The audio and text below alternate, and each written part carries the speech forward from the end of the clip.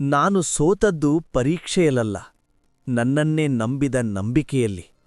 ಪ್ರಶ್ನೆ ಪತ್ರ ಕಷ್ಟ ಇರಲಿಲ್ಲ, ಆದರೆ ಜೀವನ ಕೇಳಿದ ಪ್ರಶ್ನೆಗಳು ತುಂಬಾ ಕಠಿಣವಾಗಿದ್ವು.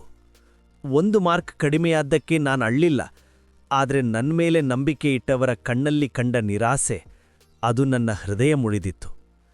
ಎಲ್ರೋ ಹೇಳ್ತಾರೆ, ಸೋತಿದ್ಯಾ ಮತ್ತೆ ಪ್ರಯತ್ನ ಮಾಡು ಅಂತ.